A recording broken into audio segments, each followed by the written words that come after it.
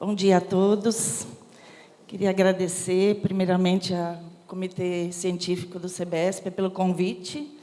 Uma honra coordenar esse painel 5, com uma temática tão importante, né, para a educação brasileira, junto com os queridos Beth Guedes e Henrique Sartori, grandes amigos com quem eu sempre posso contar e com quem eu sempre troco experiências e ideias em relação à educação superior. Esse painel ele é muito grande em termos de dois temas muito estratégicos, né, para a educação brasileira: educação médica e formação de professores, e especialmente nesse momento, né, de grandes mudanças no ENAD, com ENAMED e INAD das licenciaturas com grandes e profundas mudanças, né, que trazem também para o ENAD a questão da proficiência. Então, temos aqui e fortes impactos, né, um ENAD, tanto da educação médica como formação de professores, com grandes impactos, não só nos cursos, nas instituições, como também nos estudantes e na própria profissão, né? Então, uma temática relevante com essas duas feras: Elizabeth Guedes, presidente da Confenem e conselheira da Câmara de Educação Superior do CNE, mantenedora e fundadora do IBMEC São Paulo, tendo ocupado várias posições de alta governança na rede internacional das universidades Laureate. Henrique Sartori, conselheiro da Câmara de Educação Superior do CNE, vice-presidente da ABMS, doutor em Ciência Política, mestre em Direito, Relações Internacionais e Desenvolvimento. No Ministério da Educação, foi ministro substituto, secretário executivo, secretário nacional de Regulação e Supervisão da Educação Superior e também secretário executivo do Conselho Nacional de Educação. Num combinado entre os dois palestrantes, entendeu-se que o Henrique começa, né? Então, eu passo para Henrique Sartori.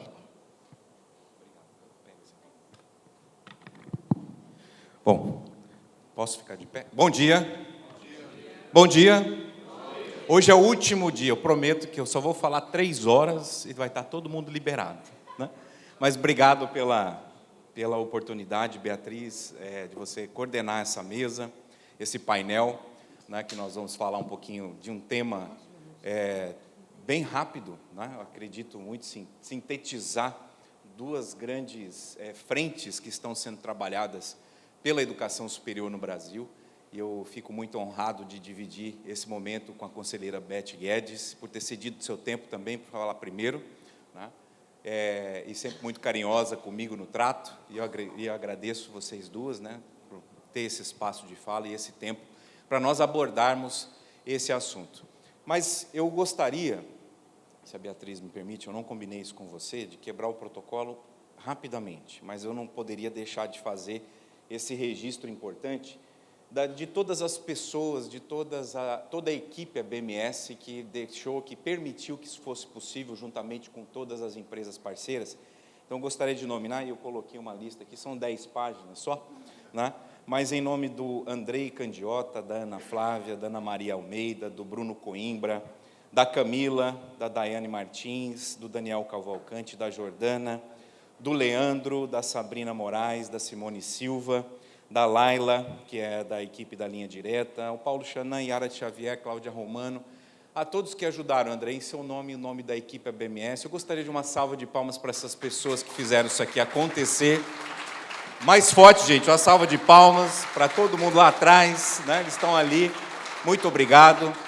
E é muito bom, né, trabalhar com essa equipe. Eu falo, né, não como vice-presidente, mas como amigo de todos. Muito obrigado, tá, André, em nome de todos da equipe, por esse registro. Bom, eu fiz isso porque o tema é sensível, viu, Paulo Chanan? É mais para quebrar o gelo, né? Então, vamos lá. Nova fase do ENAD, desafios institucionais e metodológicos, do ENAMED, do ENAD das licenciaturas. Vou tentar ser rápido. nessa apresentação dividida em 7 pontos, né, em 7 tópicos, né? Taxonomia da avaliação, ENAMED em números, ENAD das licenciaturas, que saiu agora há pouco tempo, fresquíssimo, né? Um assunto aí da hora, né? Juntamente com o ENAD do ENAMED, a vinculação às DCNs, o impacto social, o desafio regulatório e uma regulação orientada, estratégia, oportunidades para que nós possamos dar esse pontapé de um ponto de vista que muitas vezes enfrentamos, né, diariamente nas nossas instituições de ensino. Então, começo com alguns questionamentos, simplesmente para aquecer, né, a crítica, para aquecer o ponto de vista, para dar um start naquilo que nós podemos trabalhar, né? E, claro, conhecendo, todos aqui conhecem, sabem como que funciona, não só o processo de avaliação institucional, mas nós estamos falando de um exame discente, né, um exame para alunos, né, que congrega um conjunto de fatores, de indicadores, de conceito, né, professor Yara, em relação ao que nós temos dos sinais, né? Então, nós temos uma legislação que é muito robusta, que é presente, que é vivificada dia a dia nas nossas relações institucionais. Então, nós temos aí o ENAD migra de diagnóstico de curso para certificação de competências profissionais, questionamento, né, que a própria formatação vem acontecendo nos últimos anos. Uma avaliação diagnóstica, modelo tradicional, né, colocado na legislação, avaliação trienal, ciclo, né, o componente curricular obrigatório, avaliação de competências, né, que é o ENAD das licenciaturas, assim apresentado, um foco em competência docente, prática teórica e avaliação, né, a prova teórica e a avaliação prática. Uma novidade muito boa, muito rica, que eu quero fazer um elogio aqui, que é a prova nacional docente. Isso vai engrandecer muito e ajudou muito o outro lado, né, outra margem do rio, que são os gestores municipais, principalmente. Eles criam ferramentas, né, de ter ali um processo seletivo uniforme, né, que vai também impactar na estratégia das nossas instituições em oferecer as licenciaturas, e a certificação profissional ENAMED, né, eu coloquei esse ponto justamente para trazer essa provocação. Proficiência mínima, impacto regulatório direto, possível vinculação a uma discussão legislativa que vem sendo trabalhada no Senado Federal, né, no Congresso, e o resultado público e sancionatório, como nós já estamos vivendo, e também em relação às licenciaturas. Bom, números, eu acredito que mais para ilustrar a fala de hoje, todos aqui estão já sensíveis a todos esses números, no que o ENAMED trouxe em relação à avaliação e ao impacto, né? Mas eu gostaria de trazer aqui alguns contextos, né, que nós apresentaremos ou que nós vamos falar rapidamente sobre esse assunto, né? O ministro da ocasião, o ministro Camilo Santana, anunciou, né, de uma forma bastante exaustiva a proibição de novas vagas, o processo sancionatório, né? Falei já aqui do Profimed, que é uma iniciativa do Congresso e que vem tomando força, né, Beth? Você tem acompanhado muito essa pauta legislativa e parece-me que isso agregou em torno do resultado que o ENAMED refletiu, né, e que o ENAMED trouxe, né, um raio-x sobre uma aplicação de uma prova, né, no constante dessa prova, dessa avaliação dos alunos, né, e vamos lembrar aqui que é um resultado dos alunos, não é um resultado das instituições como um todo. E o ENAD, das licenciaturas, uma nova arquitetura, faço aí uma breve linha do tempo de 2023, 24, 25, 26, como éramos recente, como vamos andar daqui para frente em relação a esse processo avaliativo também, que é muito interessante.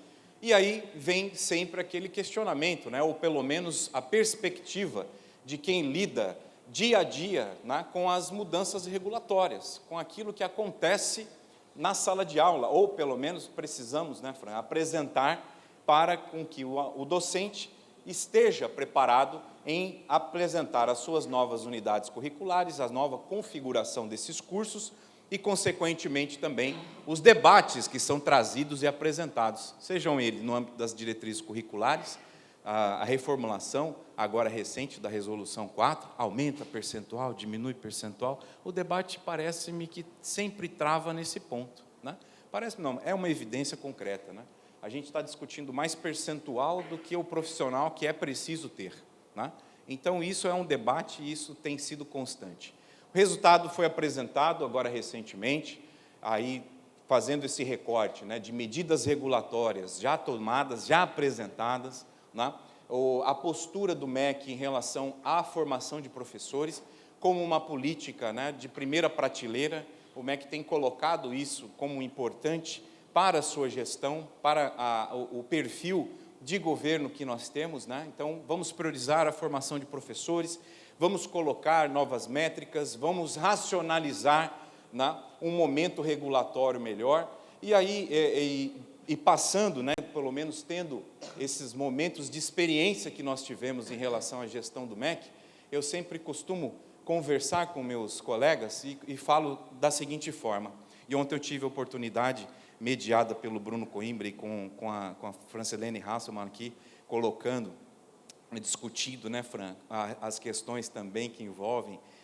ciclo de avaliação institucional, e eu disse e repito, é importante que o governo, ou que os governos que passem, apresentem suas prioridades, isso é normal, isso faz parte da política e faz parte da apresentação de uma política pública altiva.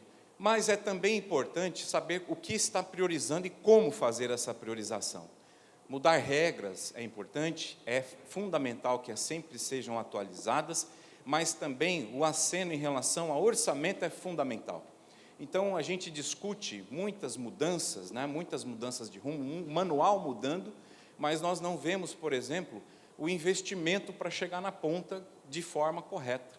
Então, e isso eu já conversei com os colegas das séries também em vários momentos, e eu disse, é importante, né, a gente mudar, aprimorar, crescer, apresentar novos caminhos, reagrupar, né, orientações que são necessárias, mas também o cheque é importante, né? O financiamento, né, o investimento, né, que são recursos públicos destinados a essa prática. Então, isso também pode e deve ser refletido no ENAD, nessa política, né, da Prova Nacional Docente, o ENEM das licenciaturas, o ENAD das licenciaturas, a forma de avaliação do estudante, mas também o Estado tem que assumir a sua responsabilidade em relação e não colocar simplesmente, ou verificar, ou apresentar o seu farol, né, para um segmento e falar que a culpa é disso, a culpa daquilo, e a gente não caminhar e não sair dessas discussões como um todo. Mas eu sou otimista, vejo o copo sempre muito cheio, e acredito que, por mais que nós tenhamos um ENAD das licenciaturas apresentados de uma forma até um pouco diferente do ENAMED, como foi apresentado, isso é prática, né? O ministro Leo Barchini apresentou os dados, né, com a sua equipe, colocou o resultado à mesa, e agora a gente vai discutir, e acredito que esse resultado também impactará fortemente nas discussões e na audiência pública que está sendo patrocinada, né, Cleonice, a minha colega conselheira aqui, né, a consulta pública, perdão, né, em relação à resolução, à reformulação da resolução 4 de 24. Então, nós tivemos esses dados, são dados relevantes, importantíssimos, né, para nós conhecermos, simplesmente não para tomarmos conhecimento, mas também para agirmos em relação à gestão que temos que praticar, ou aqueles resultados que temos que entregar. Então, temos uma política de formação de professores, um ambiente que vem desde 2023 sendo apresentado, né, como mudança do ENAD anual, as novas diretrizes para a formação de professores, a política de EAD, por exemplo, né, que nós temos aqui, o decreto 12456, o ENAD, o Prova Nacional Docente, ou seja, está tudo acontecendo ao mesmo tempo agora, né? E uso, né, dos resultados para regulação, como bônus, monitoramento, supervisão e aquelas medidas que já foram apresentadas nos instrumentos que foram editados, né, os instrumentos normativos que estão presentes. Bom, a vinculação das diretrizes, eu não poderia deixar de abordar esse tema, né, o ENAD como componente dos sinais, e aqui, por que eu estou falando isso? Porque é preciso falar, né? O ENAD, o Exame Nacional, Desempenho Docente, o Exame Nacional que nós fazemos com os nossos cursos bacharelados, com os tecnólogos, ele é um componente da avaliação, e não simplesmente a avaliação em si, né? Não é o processo final, ele compõe, né? E por compor, ele é um pilar, né? Ele é o pilar que ajuda a sustentar, né? Como uma grande obra, nós temos várias etapas. Então, o ENAD é uma dessas etapas, né? E conforme a legislação apresentada e vigente, ela deve ser observada, né, como um componente curricular obrigatório, né, avalia os conteúdos. Para a medicina, nova diretriz recentemente aprovada aqui com empenho da conselheira Beth, né, orienta competências clínicas avaliadas. Para licenciaturas, a matriz de referência alinhada à formação docente.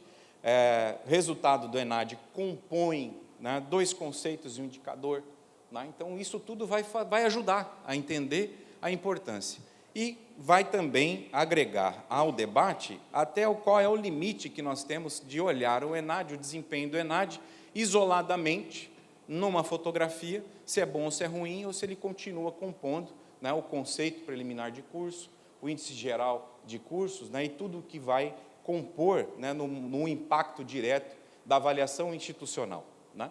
E isso fará com que também nós possamos nos defender melhor, né, enquanto gestores de instituições privadas, em relação aos impactos dessa avaliação.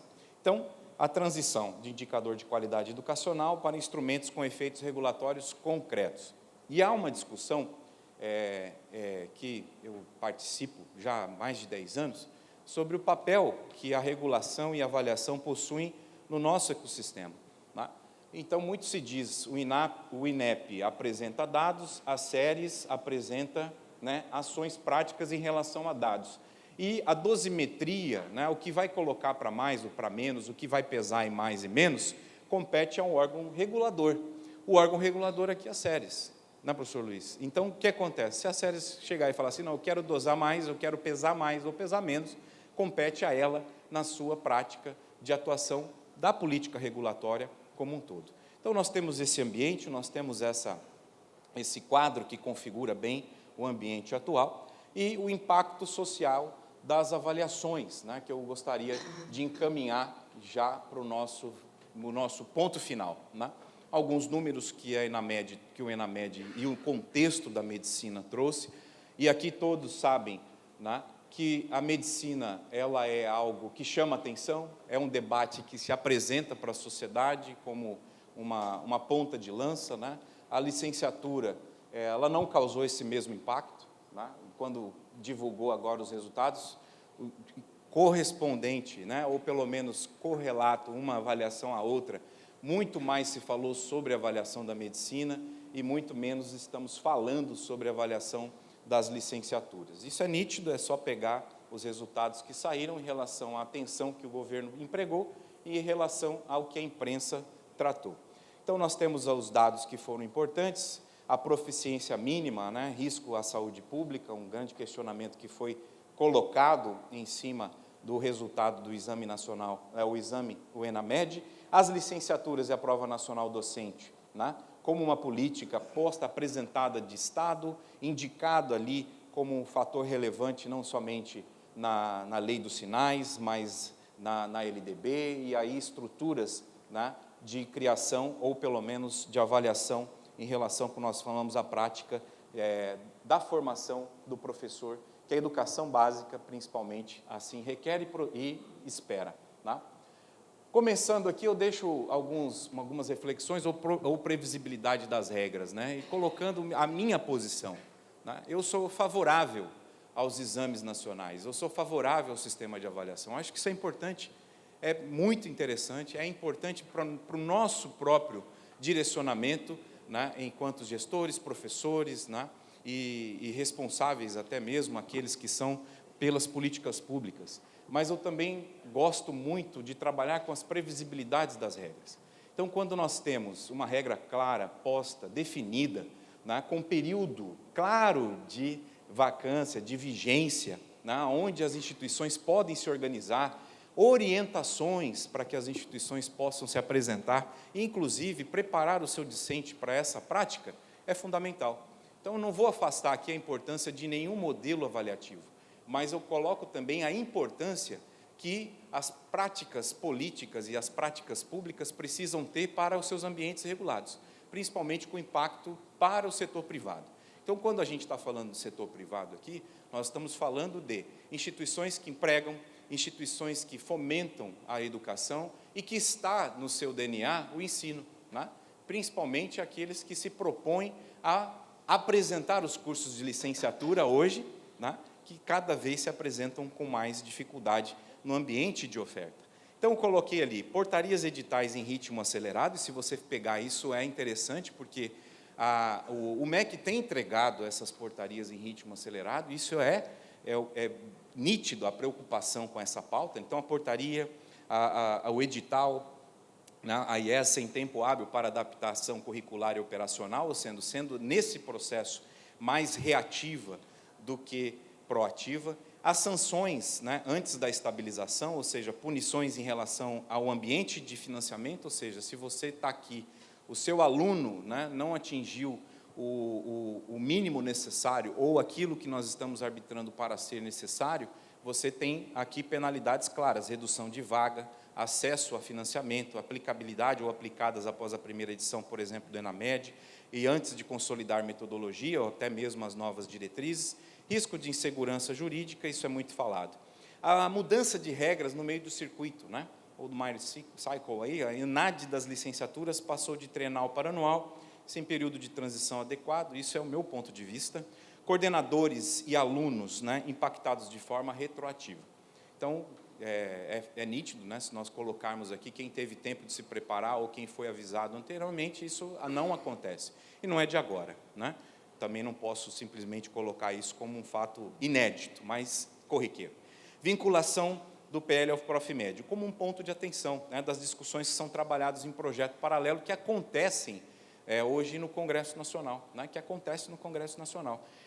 Pode ser uma tendência, não sei, né, não estou colocando nenhuma hipótese, nem fazendo um exercício aqui de futurologia, mas isso pode ser uma tendência de todas as outras profissões regulamentadas ou reguladas buscarem seu próprio exame, né, de proficiência. Já foi falado aqui ontem, inclusive, né, que nós, enquanto fórum, né, as entidades que compõem, contra isso. Eu acho que a gente tem que batalhar esse ponto de vista, né, e um ponto de vista salutar em relação ao nosso papel educacional e cada um no seu quadrado. O Conselho de Profissão Regulamentada cuida da profissão, as instituições de ensino, o Ministério da Educação, em conjunto com as suas entidades mantidas, cuida da formação e da educação.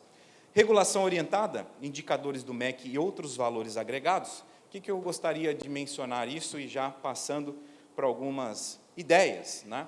Ou um quadro sintético de estratégias e oportunidades, no meu ponto de vista, né? Que eu tenho enfrentado, inclusive, na minha instituição de ensino, né? Onde eu me propus a empreender e a conhecer esse mundo que muitos de vocês me ajudam, né, nessa percepção e que eu espelho, né, essa prática em muitas das carreiras que vocês empreendem. Eu dividi aqui em eixo de currículo, estágio supervisionado, desempenho discente, governança regulatória e comunicação e marca. Mas alguns desafios, né? E eu tentei falar dos dois assuntos, que é muito difícil, né? Tanto falar da medicina e das licenciaturas, mas trazendo o contexto da avaliação, dos exames como um todo, né? E daquilo que impacta nas instituições de ensino, naquilo que impacta no seu dia a dia, naquilo que você faz, né? E naquilo que você lidera com a sua equipe. Então, as matrizes, né? Questões de currículo, né? Nós temos a matriz ENAD, DCN mudança contínua, a ação prioritária, revisão curricular anual alinhada às portarias do MEC, até agora, né? Então, você vai ter que ter essa prática, vai ter que revisar a sua matriz curricular, as suas unidades curriculares, trazendo, né, aquele conjunto de disciplinas, a carga horária necessária para que você possa atender a dinâmica da transformação dessas revisões que acontecem. E a oportunidade, diferencial competitivo, cursos com altos conceitos, aqui a gente pode colocar o CPC ou outros conceitos de curso, aquele conceito avaliado, né, principalmente no ambiente dos cursos já reconhecidos ou renovados seu reconhecimento, atrai mais alunos e financiamento. Isso é claro, se você não atinge, o ENAD compõe, né, e aí você vai glosar, ou pelo menos o Estado está glosando a sua oportunidade de buscar financiamento ou outras frentes, né, que podem robustecer o seu recurso. O estágio supervisionado, avaliação da prática, exige estrutura de estágio robusta, formalizar parcerias com escolas, hospitais, treinar supervisores, isso é uma ação prioritária, né, que obviamente já deveria ser de todos, outros enfatizam ainda a importância de ampliar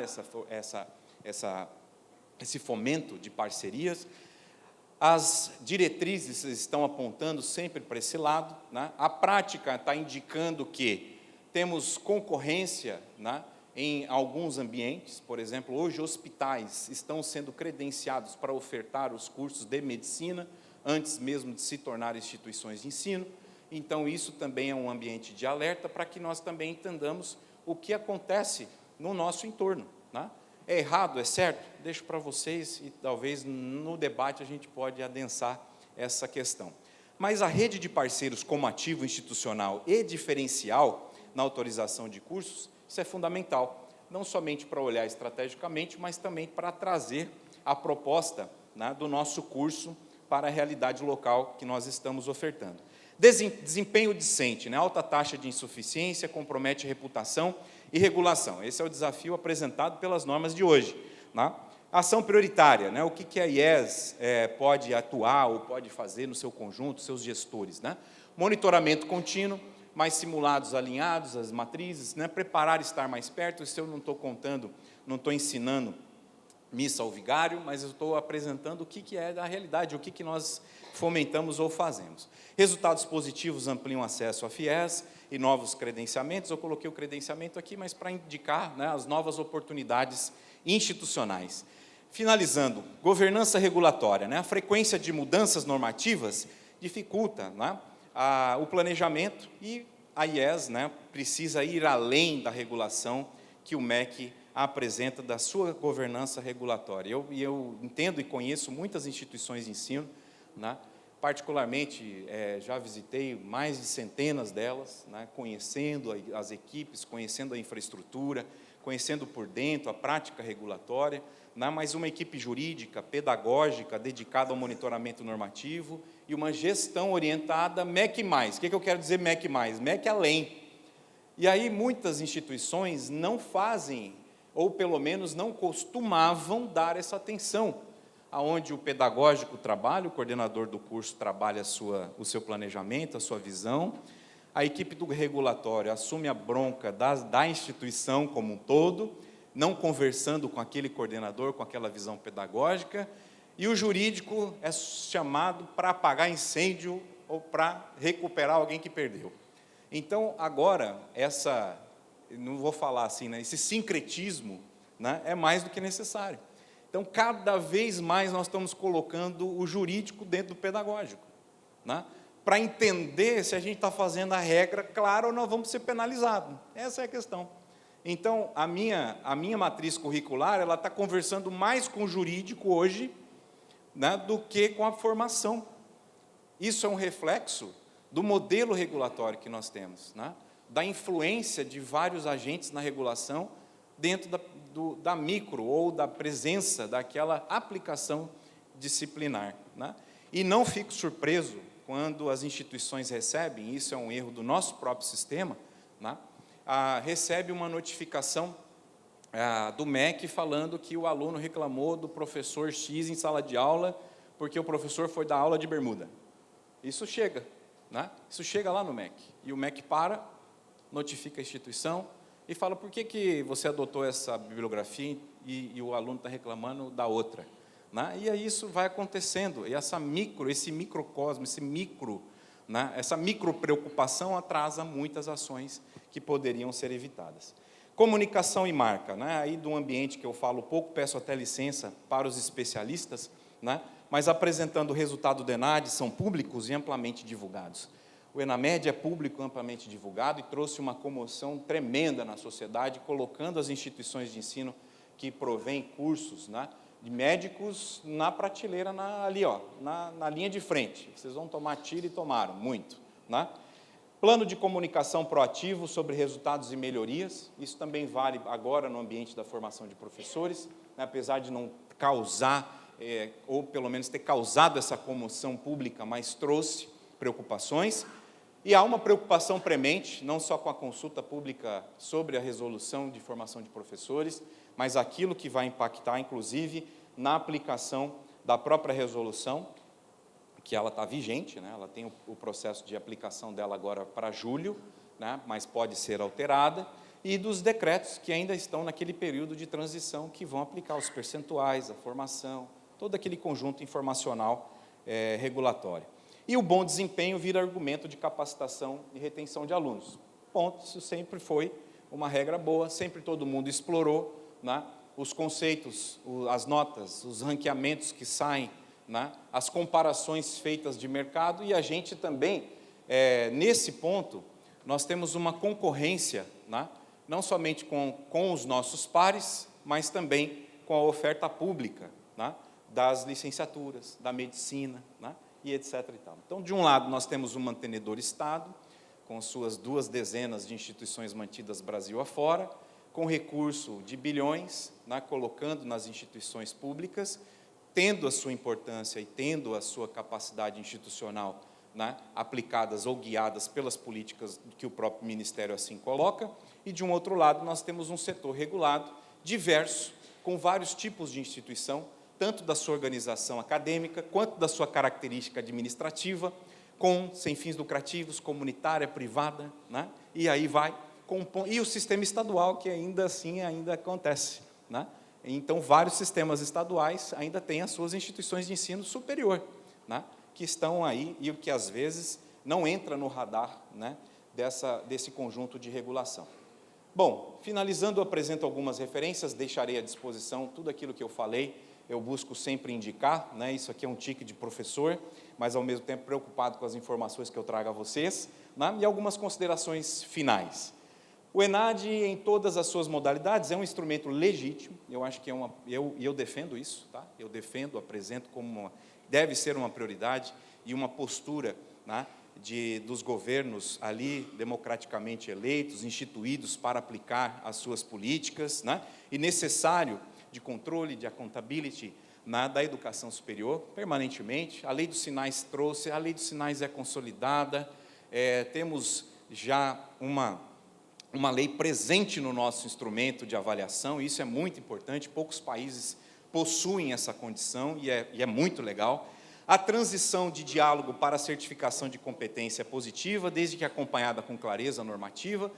Mais uma vez, a preocupação de trazer as regras do jogo para jogarmos certo e jogarmos bem, né, esse jogo que é apresentado. A previsibilidade das regras é condição de possibilidade para que as IES realizem adaptações curriculares, né, consistentes. Então, ou seja, eu vou rearticular a minha matriz, eu vou rearticular o conjunto das minhas unidades curriculares. Eu tenho que saber quanto eu vou investir, o que isso vai impactar na ordem do dia, quanto tempo mais eu vou demorar ou não para a formação, quantos professores eu preciso contratar, qual é o perfil que eu vou precisar a partir dessa mudança, e com isso, né, as IES precisam sair do modo reativo e aplicar, e aí uma sugestão minha, né, um pragmatismo na postura, né? Então, não adianta nós olharmos simplesmente e fazer um ambiente da reclamação, usar um muro, né, ali para falar, nossa, como ruim, como está ruim, né? Como estamos nessa condição, né, e de agentes da transformação da sociedade, e somos colocados em xeque, mas sim utilizar do bom pragmatismo e a resolutividade para gerar, e deve, né, gerar as respostas institucionais adequadas. Temos uma regra, beleza, como podemos fazer para mudar? Podemos mudar? Vamos conversar. Não tem condição de mudar, conversar e modificar? Vamos nos adaptar e vamos também participar desse processo de cobrança que nos afeta, e vamos também cobrar posturas adequadas de quem nos orienta, ou quem nos regula, ou quem nos apresenta e quem nos avalia.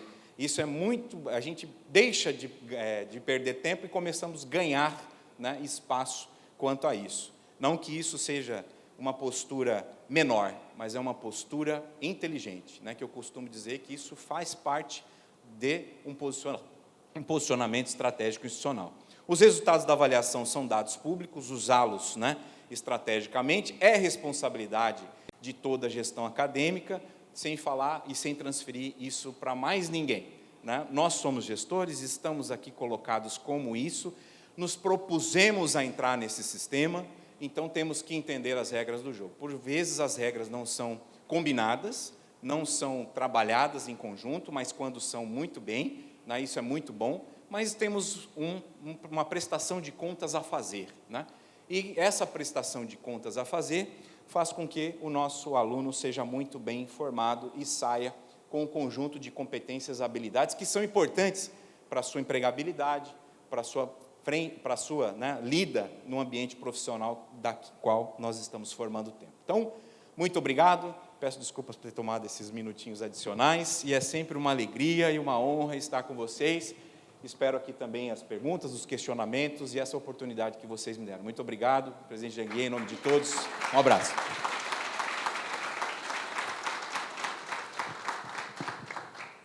Obrigada, Sartori, parabéns pela fala, trouxe pontos importantes. Passo de imediato para a professora Elizabeth Guedes, para depois irmos para o debate. Bom dia a todos. Nossa, desculpa, comecei falando muito alto. Bom dia a todos, muito obrigada pela presença. O Andrei estava aqui, foi embora agora. Eu não tenho a lista de todo mundo da BMS como o Henrique fez, mas se não fosse o Andrei, eu não estaria aqui, não teria minha fita azul no braço, não tinha almoçado ontem, minha vida ia ser um caos. Quero dar bom dia aqui para o nosso obstinado, Janguier, que prometeu ano passado que esse evento ia mudar e mudou, é outro evento. Parabéns à linha direta também que estava ali, ele se levantou agora. E eu queria cumprimentar essa plateia qualificada, maravilhosa, é um desafio falar para tanta gente especialista, Luiz Cláudio está aqui, tanta gente que conhece tudo.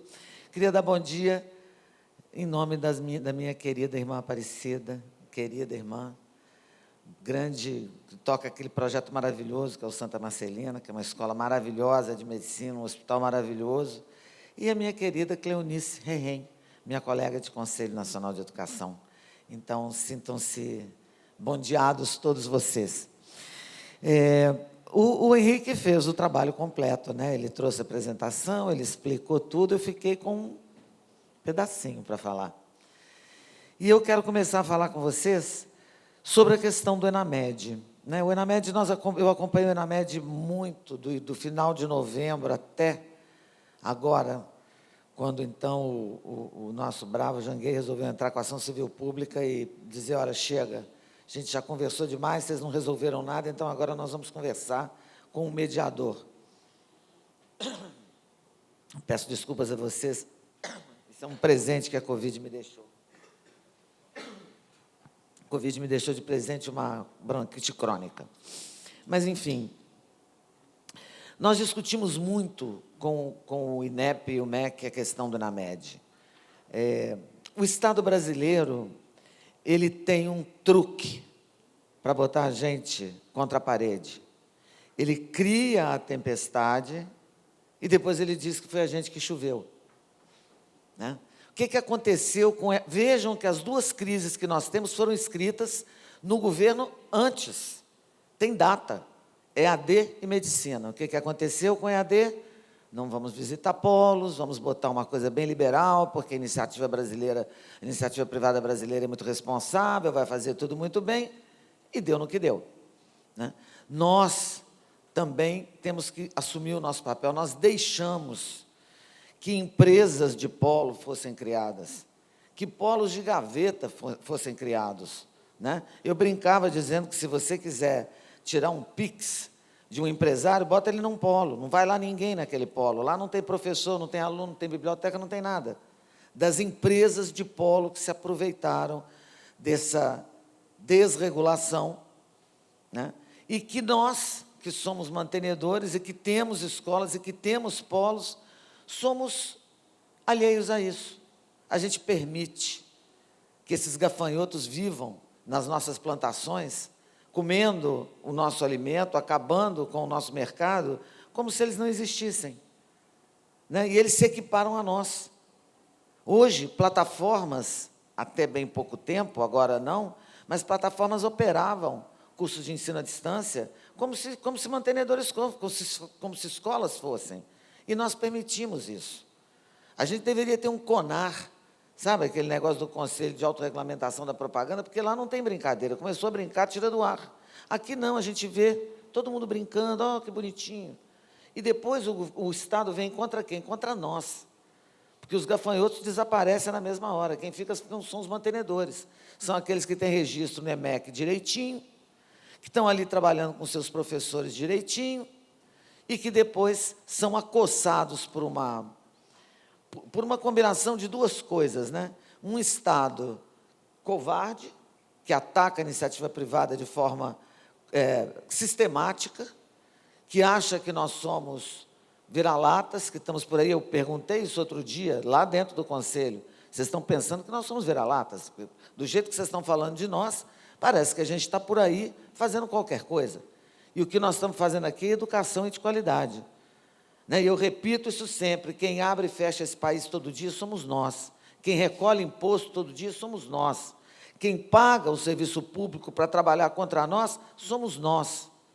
Não são outras pessoas. E o segundo problema foi a medicina. Vamos fazer agora, então, uma moratória.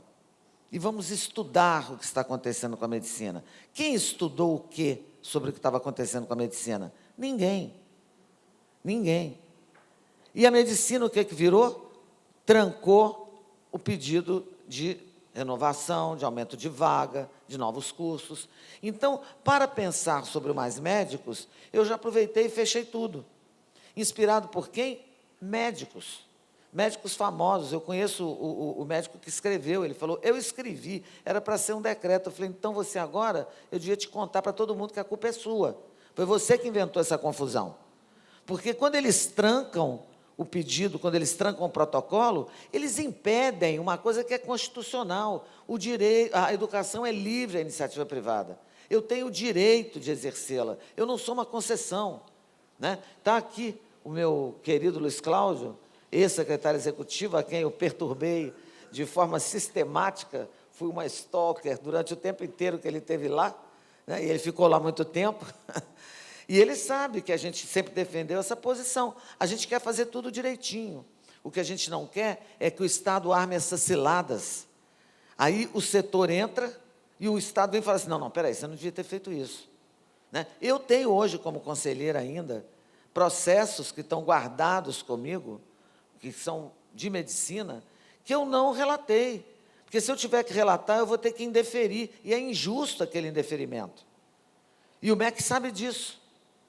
Meus colegas, meus pares lá dentro do Conselho, eu converso com eles, estão guardados, esperando o quê? Não sei, talvez a vinda de Cristo, alguma coisa acontecer. Você entende? Tem um que é assim, necessidade social, aqui não tem, eu vou atravessar a rua. Aqui tem. Mas como o processo está aqui e não está aqui, eu sou obrigado a indeferir. Eu não vou indeferir. Tem uma comunitária que tem um curso de medicina nota 5 há mais de 10 anos. Ela está pedindo um outro curso de medicina, no mesmo estado onde ela atua, num lugar onde ela tem todo o ciclo de cursos de ciência da saúde, menos medicina. Não pode, porque não tem necessidade social. E a discussão que a gente tem, o debate que eu digo, não discussão, porque é respeitoso, o debate que nós temos com o SEGETS, do Ministério da Saúde, é o seguinte, a sua região de saúde, ela é teórica. A região de saúde de verdade é a ambulancioterapia que diz onde ela existe.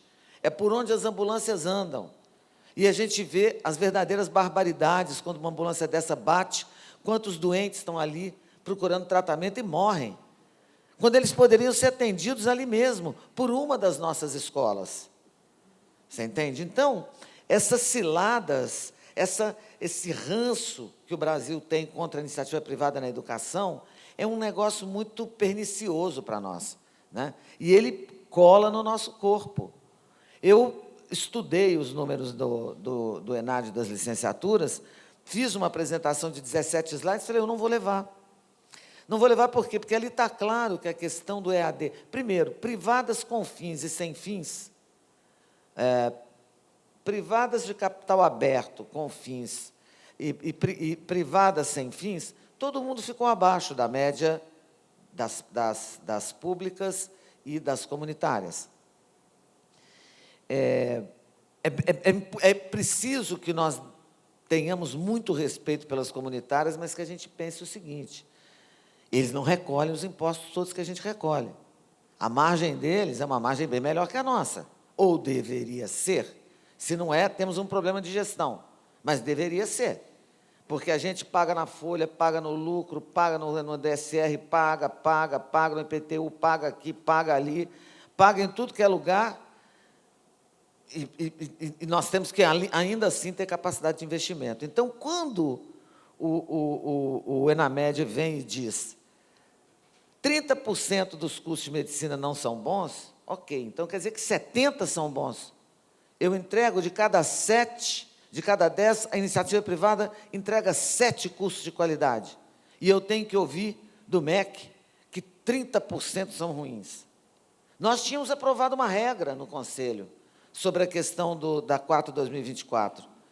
Nós não tínhamos votado, não é, conselheiro? Não, nós não votamos. Não foi posto em votação oficial. Não foi posto em votação.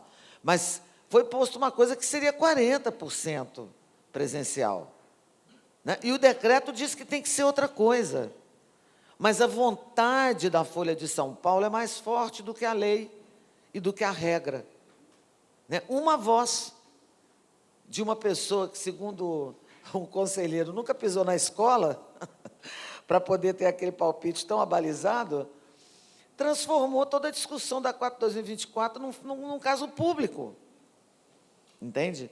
Então, assim, eu que estou no setor... Gente, eu estou há 35 anos no setor de educação, primeiro como mantenedora, você sabe, eu fundei e dirigi o IBMEC São Paulo durante muitos anos, é uma escola de enorme recall, tiraram a marca 6 anos do mercado, puseram, foi lá para o alto. Depois eu ensinei a Laureate como entrar no Brasil, fui reitora da Embi Morumbi, dirigi várias, fui presidente de mantenedora, fui VP de acadêmica de holding, e assim, eu nunca trabalhei em nenhum projeto pedagógico sem qualidade.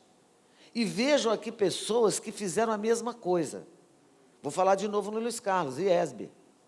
IESB é uma marca que todo mundo sabe que a EDA entregou ali, junto com o filho, o marido, a vida.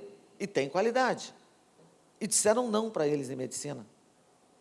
Eles só obtiveram porque conseguiram liminar. Mas aí o que acontece? Quando o Estado nos coloca contra a parede, vem a gente e vem os gafanhotos juntos. Então vem o cara plantando, vem o cara semeando e vem a gafanhotagem junta, para ganhar dinheiro. Realiza e sai. É igual o cara que especula na Bolsa. Ele é muito importante para a Bolsa funcionar, porque ele bota dinheiro e tira. Se o especulador não existisse, as bolsas não funcionariam tão bem. Né? Mas quando os especuladores montam uma posição contra alguma empresa, essa empresa vai muito mal, e o setor também. Então, quando a gente olha o Enamed, se você pegar o Enamed e o último ENAD de medicina, você vai ver que quem era 4 e 5, continuou 4 e 5. Quem era 1 e 2, continuou 1 e 2. Qual era a nossa briga? É o 3. É o 3 que fez falso positivo e falso negativo. Por quê? Não calculou intervalo de confiança.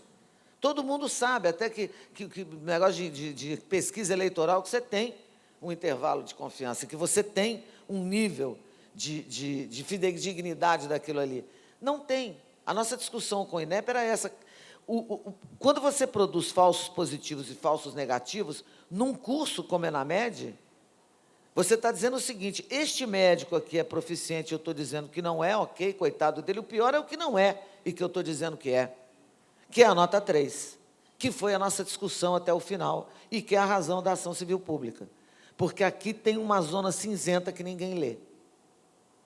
Quando a gente vai olhar o que acontece, por exemplo, vocês sabem que eu fui a relatora, presidida pela brilhante conselheira Ludmila Rajara, eu fui a relatora das decênias de medicina. E, com isso, eu entrei nesse mundo dos médicos, né? Que é um mundo muito peculiar e muito separado. Outro dia eu estava fazendo uma palestra, tinha uns 800 médicos na palestra lá da Associação Brasileira de Educação Médica, eu nunca falei para tantos deuses. São 800 deuses sentados, porque cada um deles é um deus e sabe tudo e discute tudo. E eu consegui uma boa entrada no setor.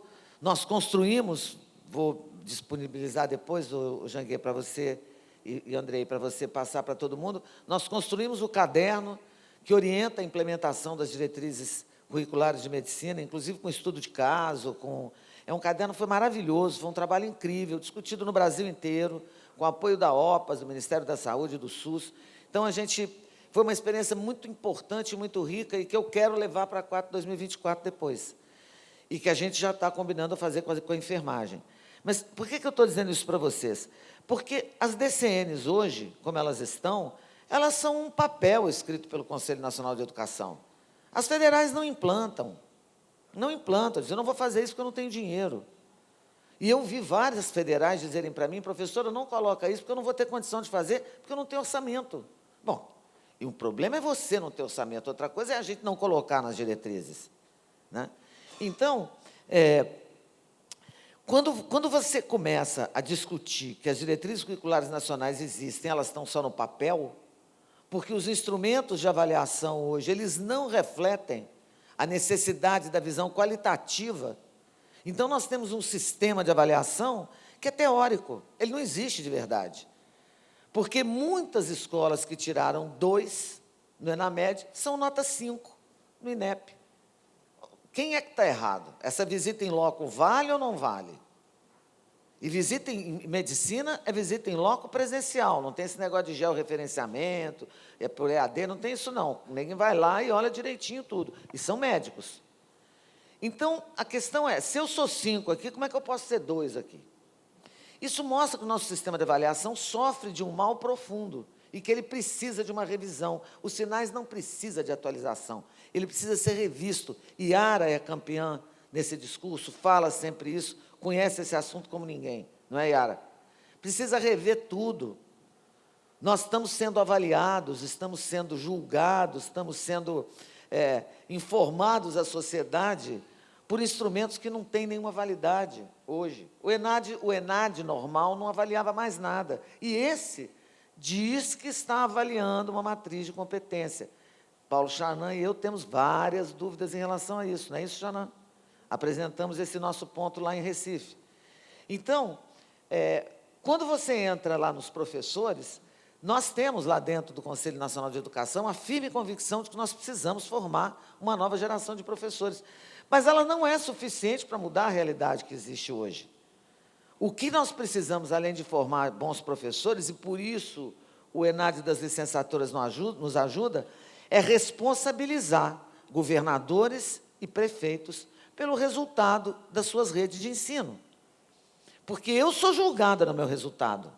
Eu vou lá na Fran e falo, Fran, aqui, ó, supervisão para você, cautelar, porque você não ensinou. E o menino que vai lá e termina o ensino médio em São Paulo, eu não estou falando em outro lugar, estou falando em São Paulo, e não sabe fazer uma equação de 2º grau. E o que acontece com o governador? Nada. A sociedade não cobra isso dele. O Sistema Nacional de Educação, que está sendo implantado, não cobrará isso dele. O Sistema Nacional de Educação, cujo conselho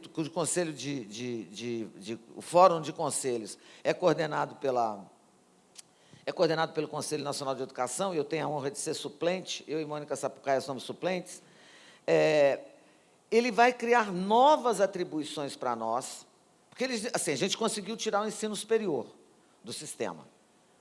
Nos juntamos com as públicas e dissemos, ó, deixa a gente de fora, não mete a gente nesse carnaval não, que essa festa não é nossa. A festa é outra. Então, a educação básica privada entrou. A educação básica privada, o que é hoje? Escolas, são mais de 15 mil escolas, sei lá, não vou dizer o número certo, porque eu esqueci, eu estou ficando velha, gente. Eu sabia esse número até pouco tempo, mas acabei de esquecer. Mas são, sei lá, milhares de escolas no Brasil inteiro, sobrevivendo, sabe-se lá como, enfrentando uma rede pública que é ampla, né? Os tickets estão caindo, os consolidadores chegaram na educação básica. Eu tenho uma associada lá da Confenem, que a escola dela fica ali na Via Dutra, foi um consolidador, olhou, gostou, mas descobriu uma outra 2 quilômetros depois, em Nova Iguaçu, comprou essa escola, e veio o pé de meia. Então, os alunos dela foram para essa escola do consolidador, que oferece coisas melhores, e o pé de meia levou 2 turmas de ensino médio. O que está acontecendo com ela? Ela está prestes a fechar, né? E nós precisamos olhar a nossa rede de educação básica também, além de formar bons professores. Porque se eu formar bons professores, mas o Estado não tiver uma política pública para apoiar essas crianças, desde que elas nascem, desde a primeira infância, que é lá que começa o jogo começa na barriga da mãe, e depois ele continua, enquanto o bebê está 1, 2 anos, largado lá na casa de alguém, porque é uma mãe solo, que trabalha, que é faxineira, sai 4 horas da manhã, volta de noite, enquanto esse bebê está ali perdendo repertório, perdendo estimulação, perdendo capacidade de ser vivo, né? De montar um equipamento neural, que isso é montado na primeira infância, que capaz de fazê-lo aprender. E são esses alunos, com baixo equipamento neural formado, que vêm para nós. Quando eu peguei os números do ENAD das licenciaturas, para mim ficou muito clara a gravata do Carbonari. A Júlia está ali, ela falou que está usando todas as gravatas do pai dela. Ela ontem estava com uma outra. Pior que eu lembro dessa gravata, sabia? Muito bom, Júlia, um beijo. Beijo, Carbonari. Bom, quando eu fui olhar os números do ENAD das licenciaturas, ficou muito claro. Presencial contra EAD, público contra privado, resultados que podem dizer assim, olha, você está vendo? Eles não sabem fazer EAD. Não, nós sabemos fazer EAD, porque a gente tem 4 e 5. A questão é, eu não posso dizer que a nota do ENAD das licenciaturas ou do ENAMED é baixa se eu não olhar o questionário socioeconômico do aluno, coisa que o governo não faz. Ele não cruza isso. O SEMESP está careca de saber, tem aqui o SEMESP, não sei quem está aqui do SEMESP, mas o SEMESP está careca de dizer que o Enem é o ponto de partida que te aponta o ENAD lá no final. E os nossos Enems de licenciatura são os piores de todos, porque as cotas estão lá nas federais, né? Quem tem nota boa conseguiu entrar lá naquele leilão que é o SISU, que aquilo é um leilão, né? E quem sobrou para nós? Sobraram para nós os desalentados, os que não conseguiram nada, os que ficam tentando ter FIES e ProUni para ver se sobrevivem. Então, sem a análise do questionário socioeconômico, nós não podemos aceitar nenhum resultado, nem do ENAMED, nem do ENAD das licenciaturas. Eu tenho que saber quem é esse aluno, né? E o mais importante na formação de professores não é a questão se eu vou dar 50% ou 40% presencial ou online. Essa discussão, a conselheira Maria Paula fala, Beth, eu não aguento quando começa isso, porque isso é muito raso. A questão é a prática. A prática que forma o professor. E aí, nós fizemos um evento grande em Goiás, porque Goiás é o estado que tem a melhor organização para a oferta de vagas. Ela oferta vagas como os nossos sistemas ofertam vagas de estágio para os nossos alunos. Eles ofertam vagas de estágio na rede inteira. E a gente fez um enorme encontro em Goiás. Levamos todas as empresas de capital aberto. Você estava lá, o Cruzeiro estava lá, todo mundo foi. Estava todo mundo lá com a gente. O INEP foi, o presidente do INEP foi Suzy, foi Ulisses, e a conversa é, qual é o problema que eu tenho com a rede? Porque hoje eles falam assim, você tem que botar o seu aluno para fazer estágio, mas a rede não quer a gente. A rede não quer a gente e o supervisor da rede não quer trabalhar com o nosso aluno. Porque ele já está por aqui, ele está adoecido, ele tem 1000 problemas, ele não consegue, ele apanha da mãe, o aluno xinga ele, e a gente chega lá e diz assim, toma esses 5 alunos aqui, ensina para eles como é que é ser professor. Ele também não sabe. Entende? E essa responsabilidade está sendo dada a nós. Uma vez eu fui ao Península me chamou uns 3 anos atrás, 2 anos atrás, eu falei com eles, falei, olha, tem um problema nesse material de vocês. Eles me deram uma pasta, eu li aquilo tudo, falei, tem um problema. Termina na Secretaria de Educação. Cadê a escola? O estágio curricular é meu, não é seu. Você oferece o local. O estágio curricular é meu projeto pedagógico. Eu faço isso, não você. Então, são essas pequenas ciladas que o Estado vai armando para nós, e a gente vai ficando sem ter como reagir. E depois ele diz, você não sabe trabalhar direito, olha como as públicas trabalham bem. Claro, a avaliação é feita para avaliar o que as públicas gostam de fazer.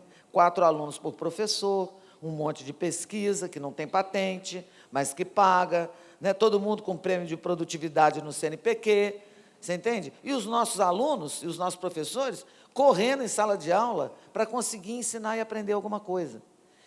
Então,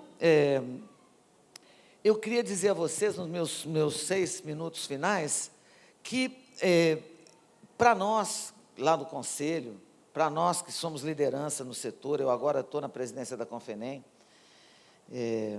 a Confenem é um instrumento que nós não usamos a nosso favor. A CNI diz alguma coisa, fica todo mundo morrendo de medo. A Confenem, ninguém nem sabe que existe. Outro dia eu cheguei e falei Confenem, a pessoa falou assim, Confe o quê? Eu falei, Confenem. Sou eu a presidente dessa lojinha. Sabe, isso é um barco estacionado no meio do oceano, com tudo enferrujado dentro, e nós vamos virar esse manche e vamos fazer esse negócio funcionar. Né? Porque nós temos que nos respeitar, e nós não nos respeitamos. Nós deixamos aventureiros, gafanhotos, gente que não é nada, nós deixamos qualquer secretário chegar lá e dizer o que ele pensa de nós, e a gente deixa tudo acontecer como se nós não tivéssemos nenhuma responsabilidade social, e nós temos. Então, para mim, Enamed e Enad são coisas sagradas, mas tem que ser transparente. A gente tem que saber quais são os insumos. Eu preciso saber qual é a metodologia. O Xanã fez uma ordem de publicação de portarias que mostra que as portarias vinham sempre depois do fato. Agora, pelo menos, vieram antes, mas eram as mesmas portarias. Não mudaram nada, nós vamos ter o mesmo problema. A gente ganha pouco, mas se diverte no final, né? Mas o que acontece? Nós precisamos nos unir em torno de nós mesmos e nós temos que pedir a revisão dos sinais. E aí, Janguier, você que é uma liderança importante do setor, você podia montar um grupo e nós deveríamos redigir a nova lei dos sinais e entregar para os 2 candidatos que estão entrando e para o que ganhar. Está aqui, é isso aqui que é a avaliação. Isso é avaliação, não é isso. Não é essa colcha de retalhos. Outro dia, uma pessoa da Conais me ligou e disse, eu vou embora. Não, você não pode ir embora, você é louca, como é que você vai embora? Não, eu vou pedir demissão, não quero mais. Não, você vai ficar sentada aí, porque você nos representa, a gente precisa de você aí. Então, é muito importante que nós todos estejamos unidos em torno de nós mesmos. Nós precisamos gostar de nós. Nós precisamos impor respeito ao trabalho que nós executamos. E mais, eu vou mostrar para vocês, estudando os questionários socioeconômicos, que nós estamos fazendo um IDD muito maior, tanto em medicina quanto em licenciatura, do que essas que estão melhores do que nós na foto. Né? Eu tinha um professor no IBMEC que dizia assim, Beth, depois que o aluno entrou na USP, o nosso esforço é não estragá-lo. Se a gente não fizer nada, ele sai ótimo. Você entende?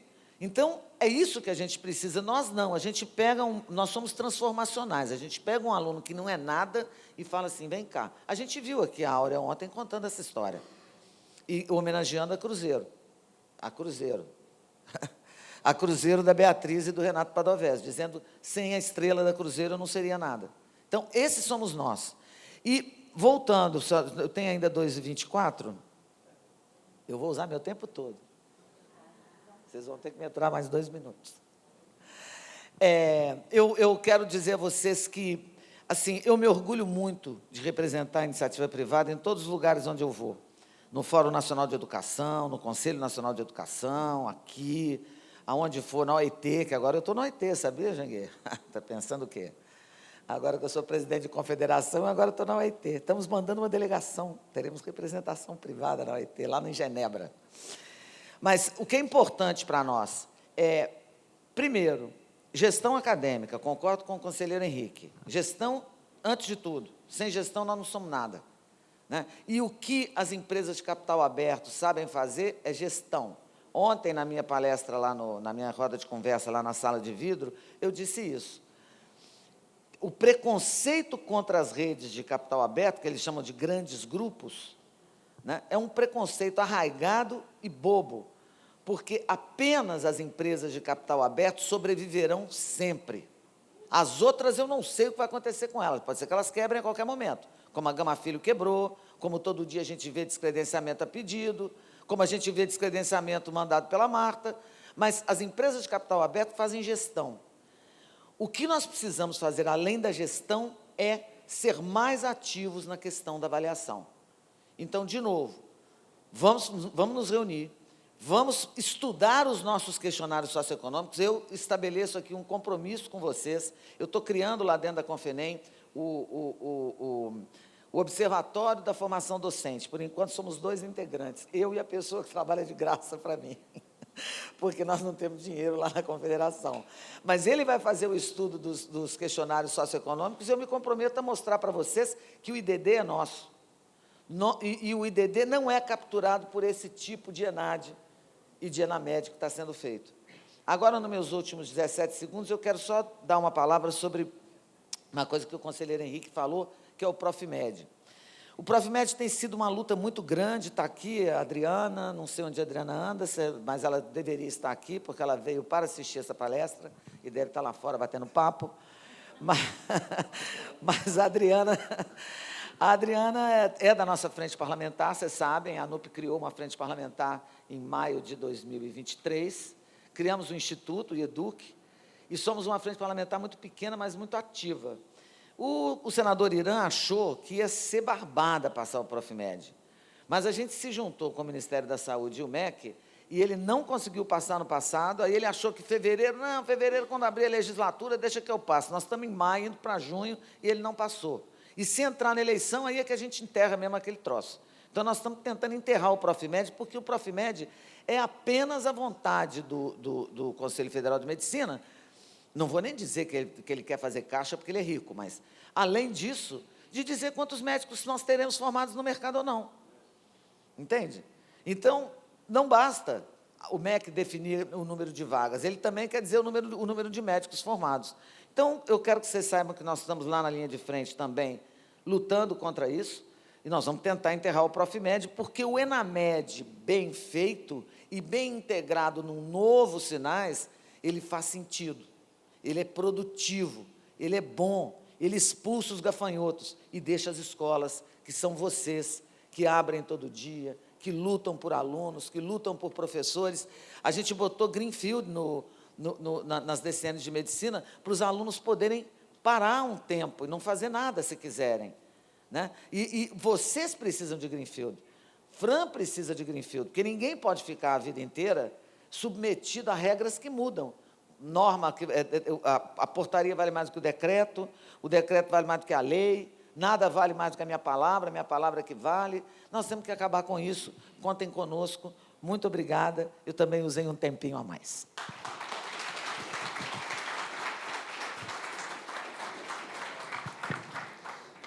Muito obrigada, Beth. Pontos importantes aí de ambos. Lembrando que vocês podem mandar as perguntas via QR Code.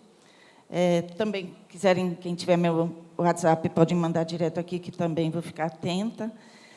Eu acho que ambos trouxeram aí, né, questões que vão muito além de uma mudança regulatória e metodológica, mas nós estamos diante de transformações profundas, acadêmicas e institucionais, e que impactam não só os cursos, não só as instituições, mas os próprios estudantes, a própria profissão. E eu vou puxar diretamente ali um ponto que você trouxe, Beth, e que eu acho que é o grande questionamento nosso nas IES, e que está no limbo ainda, e você trouxe. Onde fica o IDD? Né?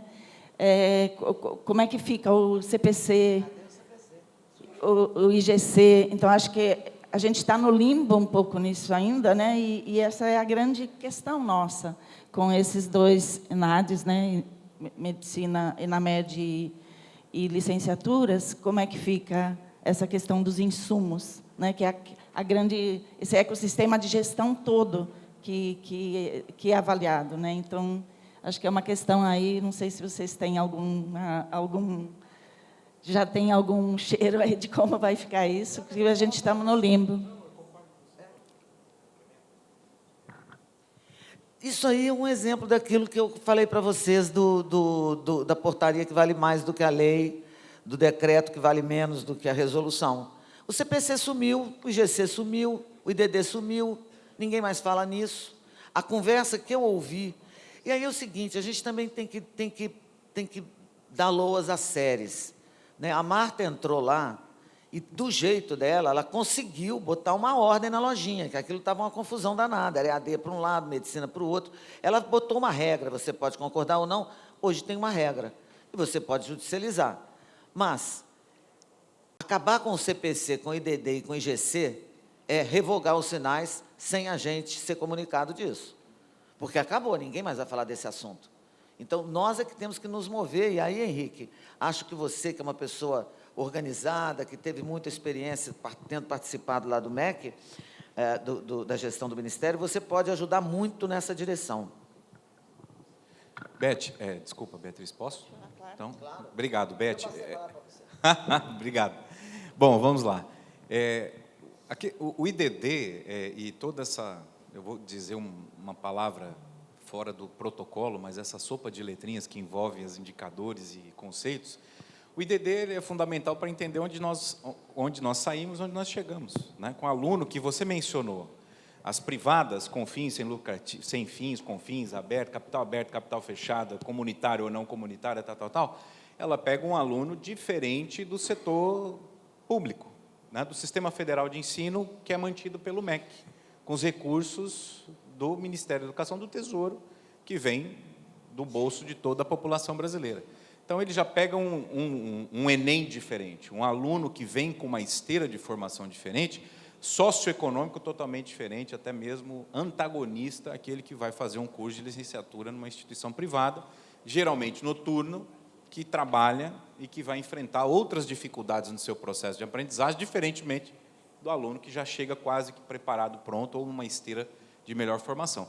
E lá no final, quando ele faz o ENAD, nós vamos tirar ali uma radiografia de como ele chegou, como que nós conseguimos elevar, ou pelo menos passar esse tempo formativo com aquele aluno de 2 anos e meio, 3, 4, 5, 6.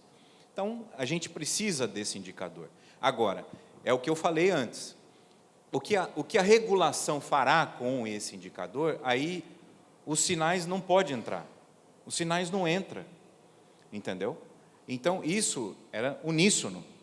Quando eu tinha vários debates, por exemplo, com a consultoria jurídica do MEC, com a AGU, e eu falava, mas isso não dá, tem que mudar. Ele falou, você tem que mudar a lei.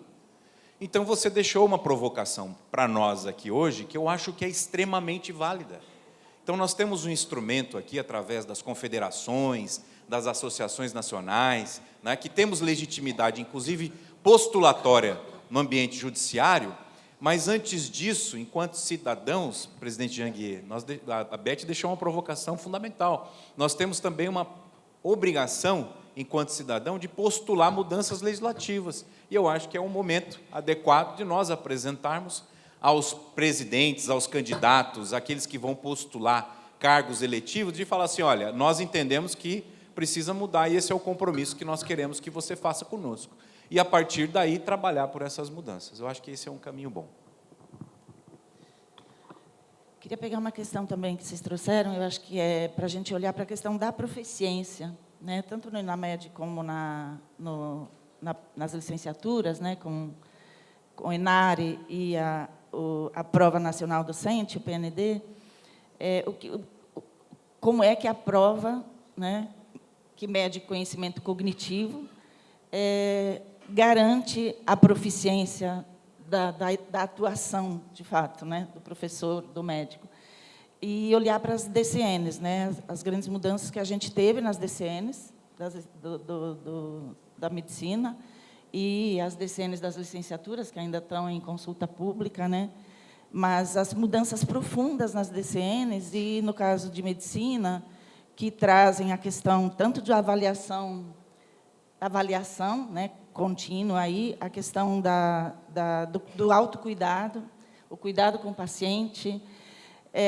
Então, numa prova, para medir a proficiência numa prova que é cognitiva e que, no caso da medicina, tem uma taxonomia de raciocínio clínico, tomada de decisões, mas são casos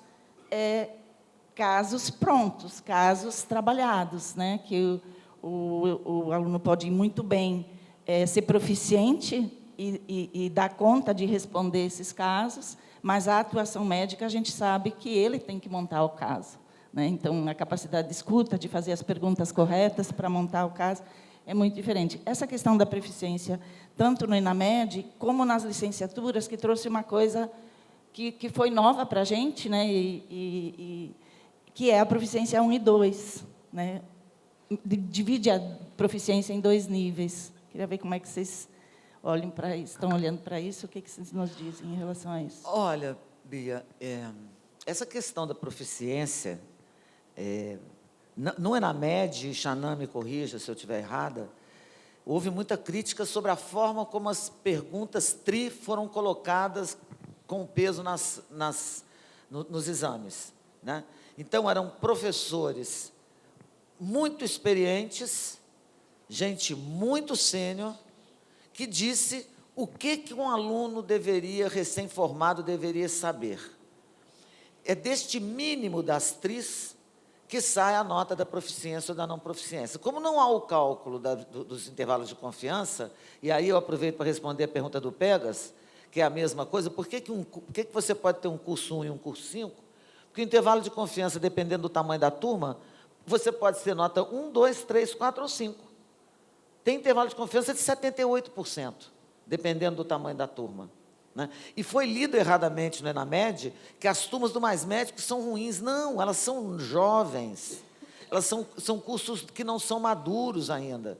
As turmas jovens, elas tendem a ter, quer dizer, turmas de escolas jovens tendem a ter um resultado pior na proficiência do que os cursos maduros. Beatriz sabe disso. Ela cuida da excelência acadêmica. Lá na Cruzeiro do Sul, ela teve um curso nota 5 em medicina. A única privada que teve nota 5. Não é?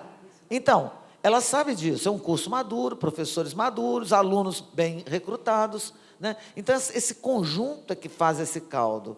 E aí, Beatriz, quando você diz essa questão da proficiência, isso é uma proficiência estatística.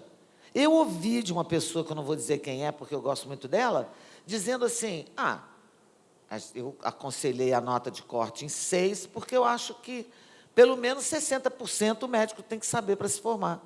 Mas escuta aqui, isso não é a sua opinião, isso tem que ser uma medida estatística. Isso tem que obedecer às regras psicométricas que determinam que isso aconteça.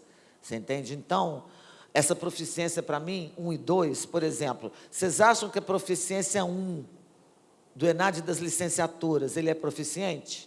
Não. Ele é não proficiente, só que ele botou proficiente 1, ou seja, ele sabe, mas não sabe. Então, desculpa, ele não é proficiente.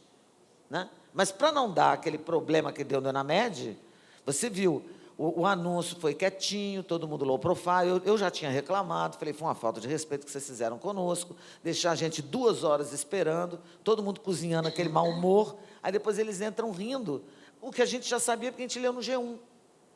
Entende? Enquanto eles estavam lá fazendo gracinha para jornalista. E nós é que carregamos o piano, estávamos lá em cima esperando. Então, essa proficiência teórica, esse negócio de 1 e 2 foi feito para nos ajudar, foi uma medida administrativa das séries, para não ser todo mundo 1. Então, separa, bota aqui para lá, bota aqui para cá, para não ser todo mundo ruim. E para poder medir o efeito das cautelares que iam ser aplicadas a cada tipo de não proficiência, entende? Foi uma colher de chá que as séries deu quando viu aquele imbróglio todo montado. Henrique.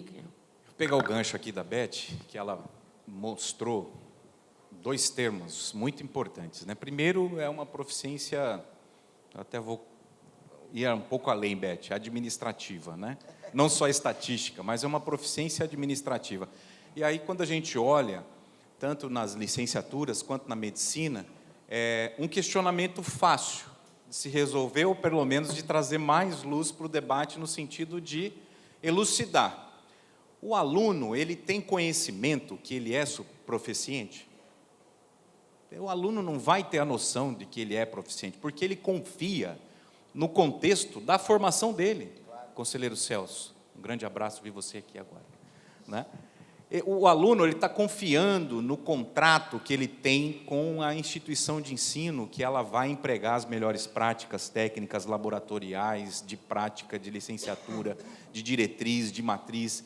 E ele vai ter a noção de que ele está ali, ele está sendo bem servido, bem né, administrado pela sua instituição, pedagogicamente ou regulatoriamente falando, e ele não tem noção nenhuma de que o MEC vai chegar lá no final do 6º ano dele e falar, bah, cara, você não é proficiente, entra aqui nesse contexto, mas eu não vou te penalizar, eu vou penalizar IES. Né? E você que investiu o seu tempo aqui, você vai ficar 6 anos, você vai sair da sua profissão com essa tarja, né? Com essa pecha de mal formado. E depois a gente vê o que faz. É isso aí. Né? Então, esse é o contexto que a gente vive hoje. Né? O aluno não tem conhecimento do que ele precisa ter ou saber ou se dedicar para ser proficiente. Então, esse é um grande questionamento que a gente tem que enfrentar, seja nas licenciaturas ou na medicina. Né? E claro, tendo esses outros questionamentos que nós levantamos, sempre é muito importante ou relevante conhecer o contexto que nos cerca. O contexto que nos cerca hoje é as prioridades elevadas ou colocadas, né, escolhidas pelo governo em trabalhar esse momento, tais e tais segmentos. Né? E vou um pouquinho mais além da questão, é o 2 pesos e 2 medidas para algumas questões. Né? O ENAD das licenciaturas, eu vou voltar aqui para as licenciaturas, Beatriz, se me permite, mas nós tivemos uma medida para cursos presenciais e outra medida para cursos à distância, do 1 e o do 2. Né? E por que isso aconteceu?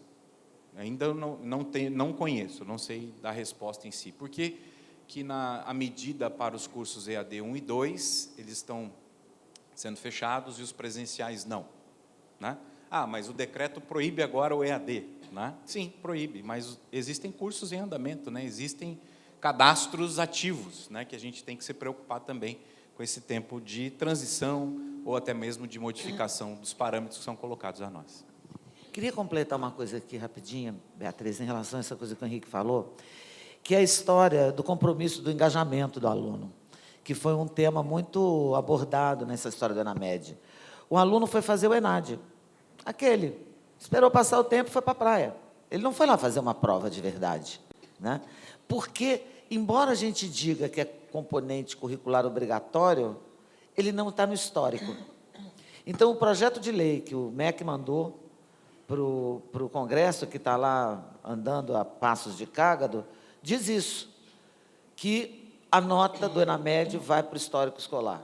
Outro dia, um mantenedor me ligou para, enfim, conversar, e ele é um mantenedor que tem curso de medicina e tem hospital. Então, ele é um cara organizado. Né? E ele me disse uma coisa que talvez, Nilbe, você conheça também, que é a história, ele falou assim, Beth, eu agora tenho 3.000 chantagistas aqui dentro da minha escola. O pessoal da Atlética foi lá e disse para ele, nós precisamos de uma reforma, quero que pinte, precisa de ar-condicionado, quero pebolim, quero isso, quero aquilo.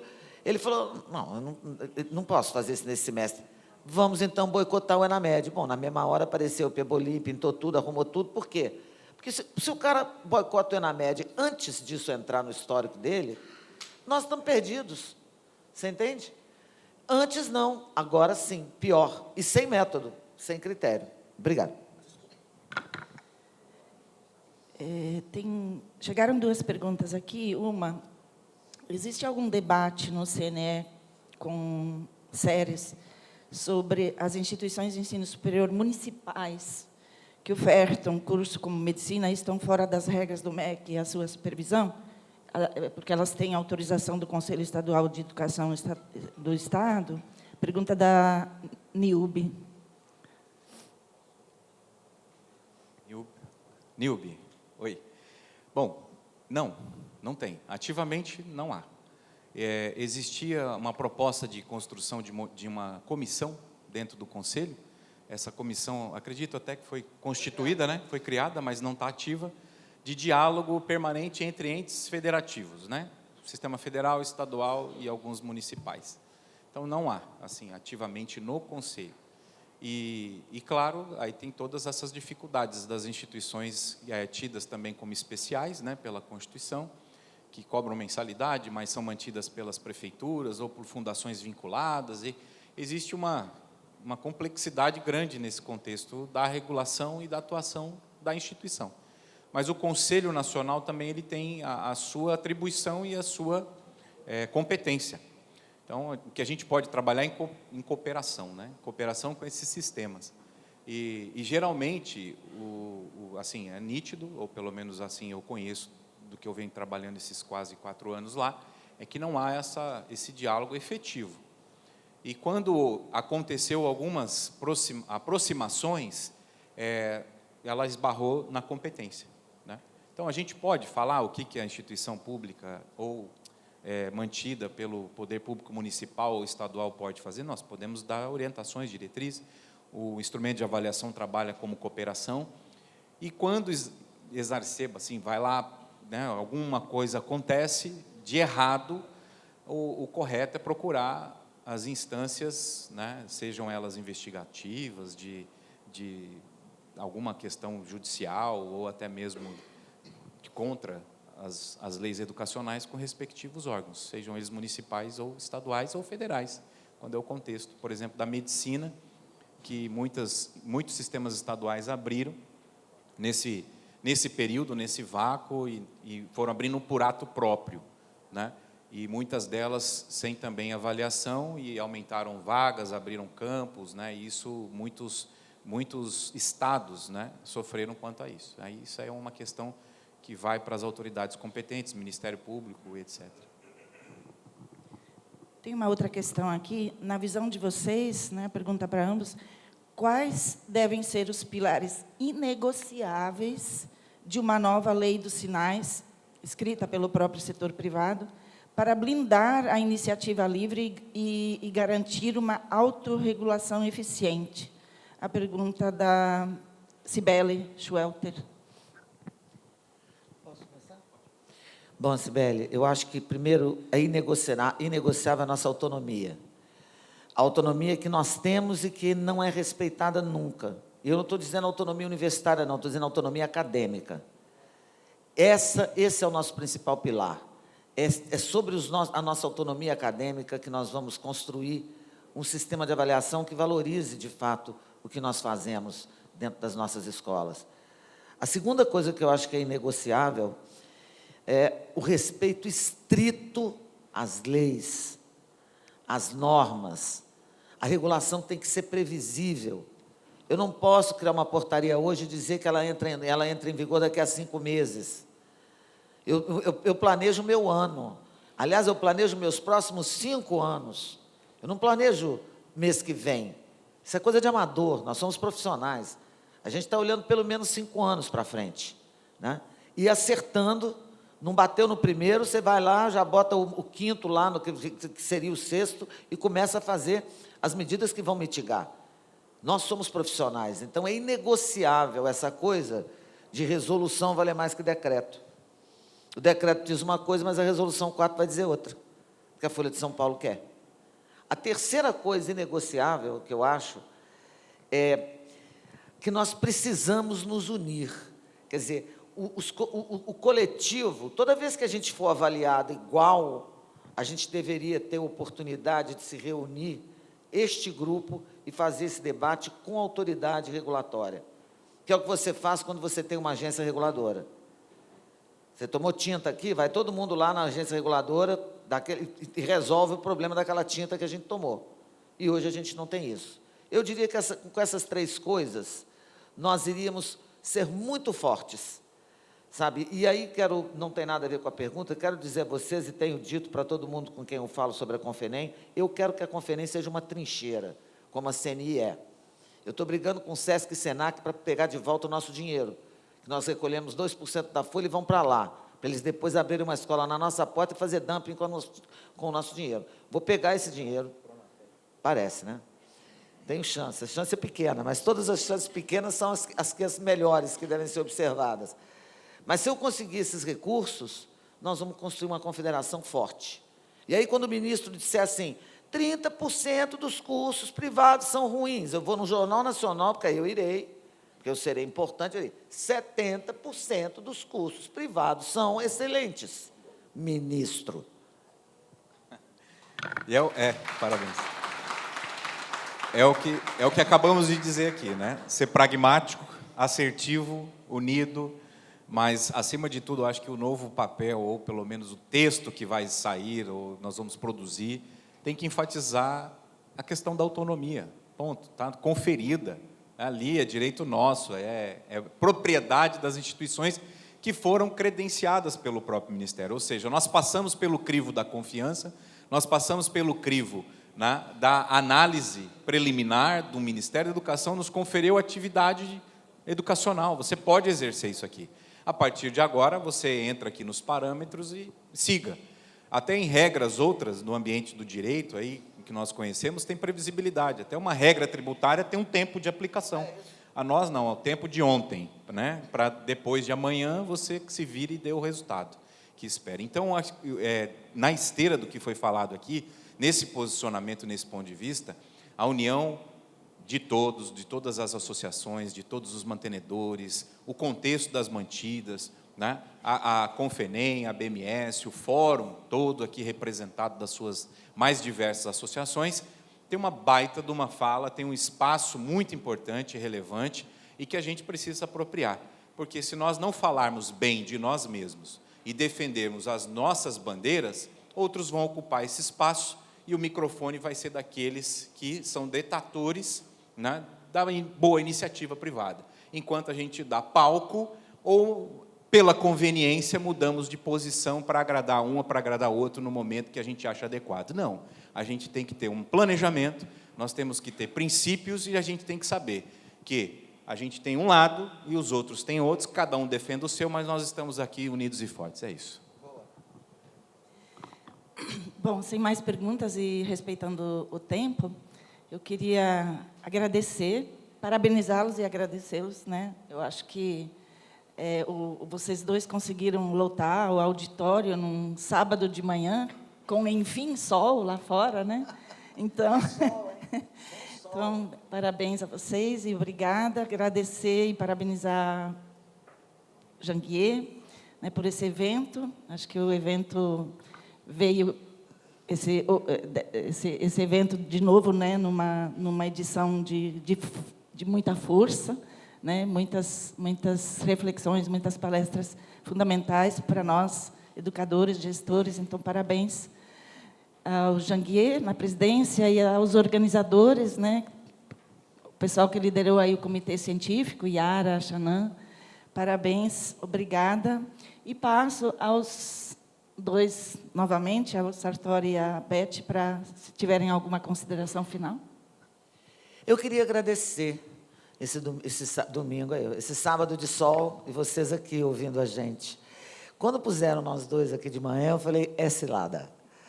É cilada. Se ficar vazio, vai ser uma vergonha. Quando eu cheguei aqui no avião, não tinha uma alma viva. Eu falei, meu Deus do céu, que vergonha que vai ser. Então, eu agradeço de coração todas essas cabeças, essas cadeiras ocupadas aí, nos ouvindo. Muito obrigada. E queria dizer a vocês o seguinte, eu sou muito crítica à ação do MEC, mas a gente tem que reconhecer que esse ministro agora, que nós teremos até o final do ano, é um ministro diferente do anterior. Esse é um ministro técnico, de carreira, racional. Por isso ele foi low profile, porque ele não quer, ele não vai ganhar voto, ele não tem nenhuma urna para preencher. Então, assim, acho que a chegada do ministro Barquini e do secretário Rodolfo, nós teremos pelo menos meses de conversa. Não sei qual vai ser o resultado da conversa, mas são pessoas racionais que não farão política, né? Olha, o bichinado eu vi, viu? Era isso, gente. Muito obrigada e até a próxima. E parabéns, Janguier. Você falou que ia mudar e mudou mesmo. Muito obrigada a vocês todos.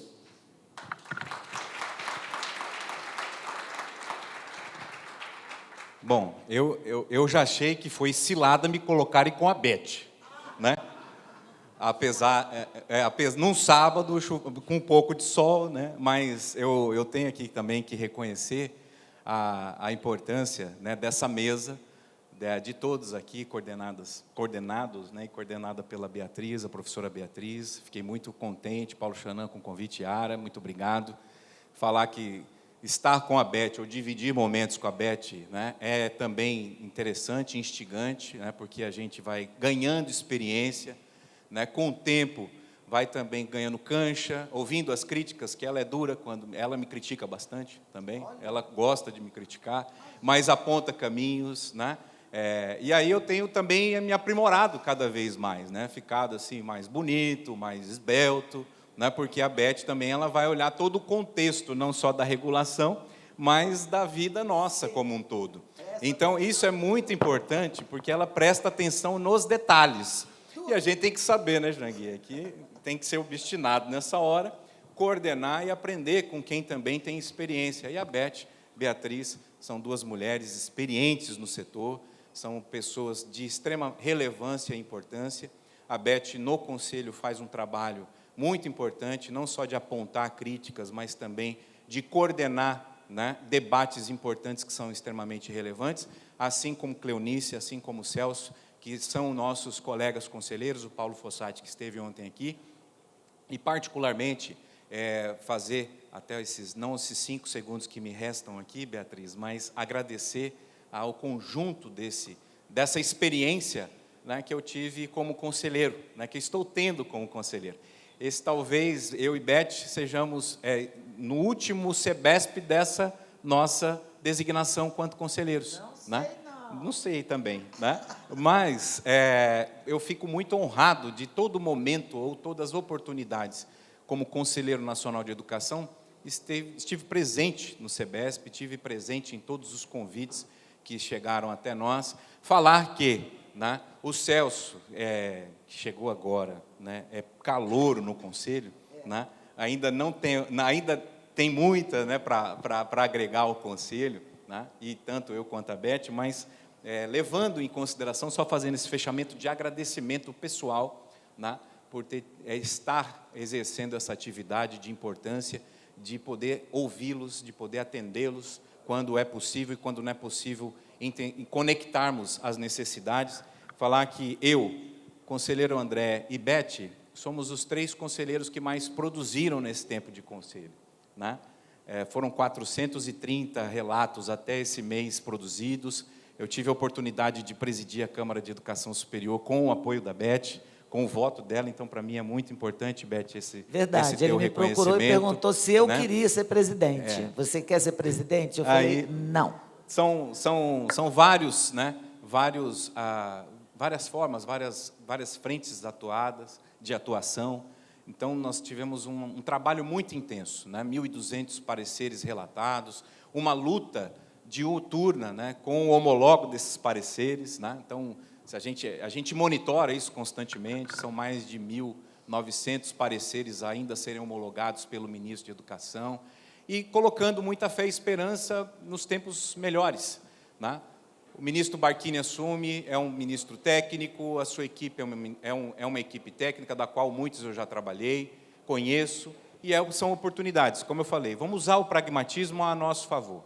Vamos falar com quem nos ouve, mas também quem resolve. Porque ouvir é muito fácil, abrir para o diálogo é muito fácil.